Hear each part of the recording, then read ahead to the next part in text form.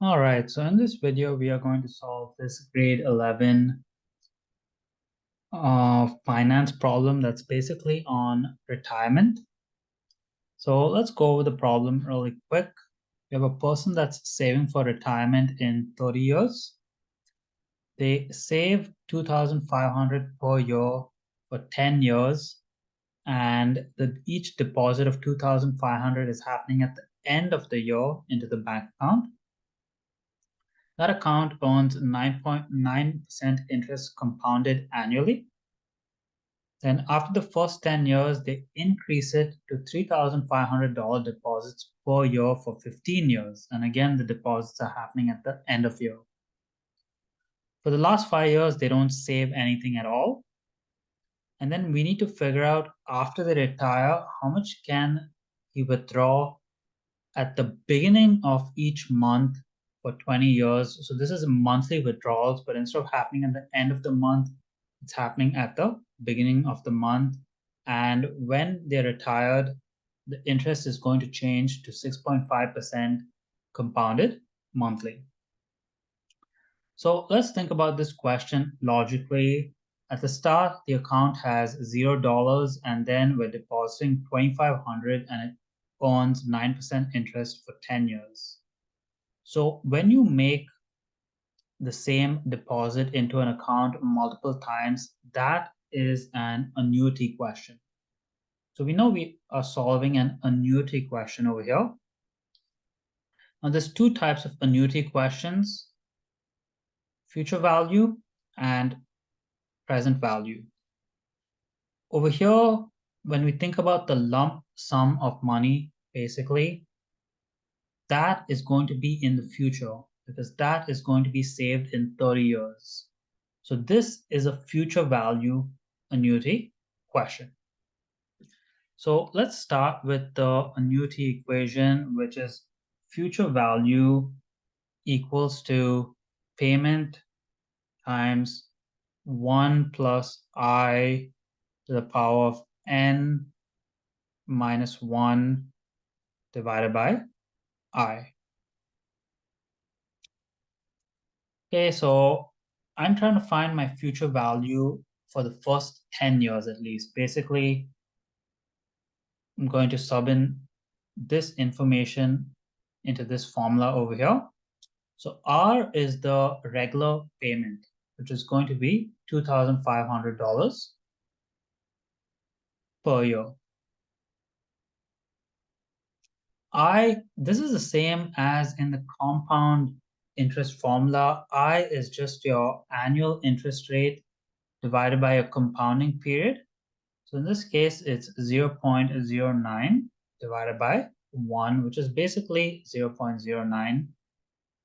N is the number of compounding periods. That's this value over here, the same value in the denominator, 1 times the number of years, which is 10 years. And then denominator I, we just found I over there, it's 0.09 divided by 1. I'll simplify this equation a bit. 2,500, that's just 1 point, oops, I forgot to write the minus 1 there. Squeeze it in here. 1.09 to the power of 10 minus 1 divided by 0.09. Then I'll put this in my calculator. 1.09 to the power of 10. And I get $37,982.32. So after the first 10 years, this is going to be the balance of his bank account. Now, after this, for the next 15 years, he's going to deposit $3,500. But the account already has this amount in it as well. And this amount is also going to gain interest. So for the next 15 years, we're going to split that into two different calculations. The first calculation is going to be based on the deposits over here. So I'm using the same formula over here. Future value equals, the payment now is $3,500. Interest rate has not changed. It's still 9%. So it's going to be 1.09. The exponent is now going to be 15 because 1 times 15 for 15 years, and minus 1 divided by 0.09. So I'll do this calculation really quick.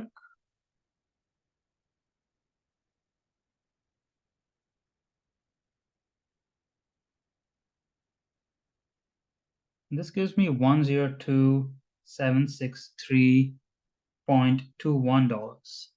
Now this 100,000 over here has come all from this second statement, but we still have this amount over here, and this amount is also going to gain interest for 15 years, because this is 10 years in, this is 25 years in, but this amount is also going to gain interest for another 15 years. And we have to use a compound interest equation to figure that amount, because this is no longer an annuity, it's just one lump sum. So a compound interest equation is A equals to P 1 plus I to the exponent of N, where my principal value is just this number over here. This does not change. It's still 9% in that whole starting 30 years of the problem. So this is just going to be 1.09. And now my exponent over here is going to be 15.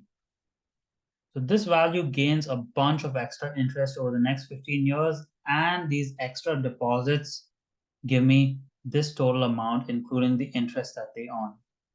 Let me do this calculation really quick. 37982.32 times 1.09 to the exponent of 15 is 138,349.93. So now 25 years later,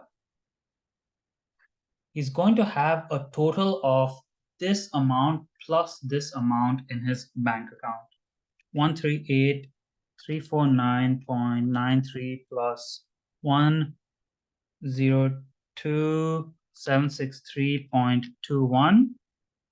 So he's going to have $24,1113.14 sitting in his bank account, and at this point, he's stopped depositing any money.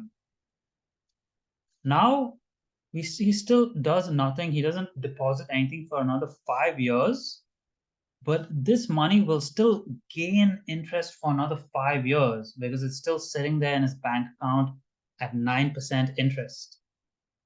So 30 years later, and that's not after these 25 years, 30 years later after he first started saving, so basically 5 years later after this point, we're going to do that calculation. So this is, again, we're just using a compound interest equation. So A equals, my principal value is this new number over here that's sitting in his bank account.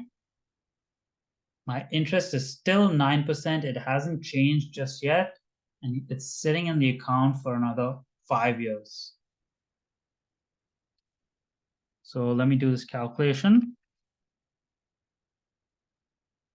And I get 370,982.45. So when he retires, this is the balance sitting in his bank account. Now what he wants to do is he wants to withdraw at the beginning of each month. By the way, those were all end of years. That's what EOY stands for. The deposits are happening at the end of year. Now he wants to withdraw at the beginning of each month for 20 years. So if you want to do a withdrawal of the same amount continuously, That's again an annuity question, but it's a present value annuity question because this is now a present value that you have. And this present value, we're going to continuously withdraw from this until this balance reaches 0. And we want this balance to reach a 0 exactly 20 years later. And we want to figure out how much is that amount that he can withdraw. So there's a little bit of a trick in this question, because if it said end of each month, we would straight away sub it into the present value equation for annuities. But since it says the beginning of each month, as soon as it reaches his retirement point right here, he's going to take out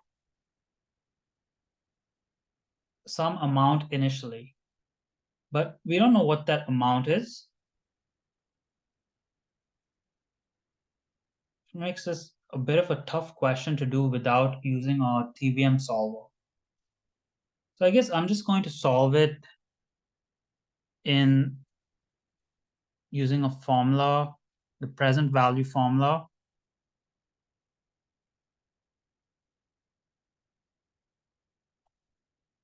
So let me just pull up that formula really quick.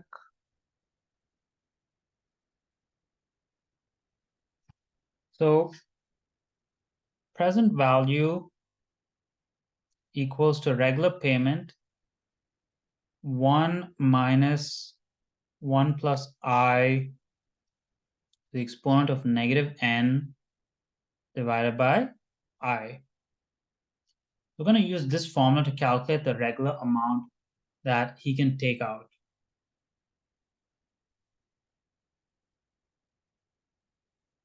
Now, this answer that I use here using this formula, it won't be 100% accurate, because this formula is assuming that it's the end of the month. And unfortunately, I don't think there's a way you can do beginning of the month without using a TVM solver. At least I don't know the method if it's possible, but I don't think it's possible. So I'm going to do this problem just assuming that it's the end of each month. The answer is going to be slightly off what it should actually be if you use a TVM calculator. So the present value is this big amount over here. That's how much he's got saved up. R is the regular payment that we're trying to find. That's the amount he can withdraw out. 1 minus 1 plus the interest rate has now changed once he's retired. Once he's retired, we have a new interest rate of 6.5% compounded monthly. So 6.5% compounded monthly is 0.065 divided by 12. Same thing in the denominator, 0.065 divided by 12.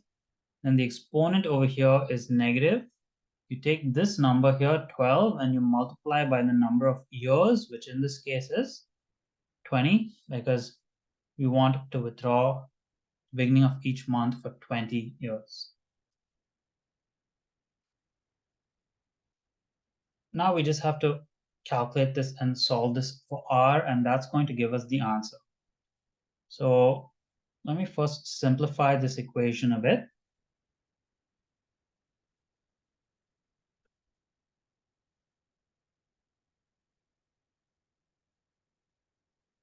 I'll do the bracket first. So 0.065 divided by 12 plus 1 is 1.00542 if I round it.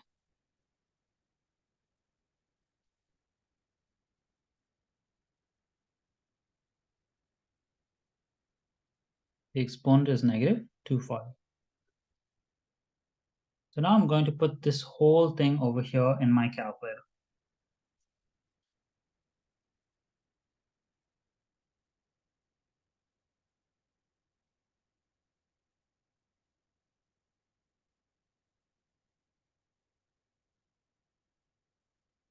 I get 370,982.45 equals R times 134.04. I'm going to divide both sides by 134.04.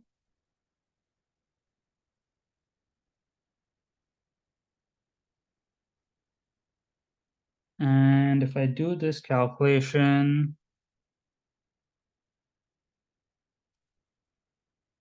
I get $2,767.65 is the amount he can withdraw each month for 20 years. Now remember, like I said, this number is actually slightly off what the actual answer should be, because this question said how much can you withdraw at the beginning of each month, but this is actually the answer for the end of each month. The number will probably be slightly below this, I think, if it's at the beginning of each month, but I don't think you can do the calculation manually. I think you need to use the TVM solver for questions that have beginning of the month. But this answer should be close enough to your solution.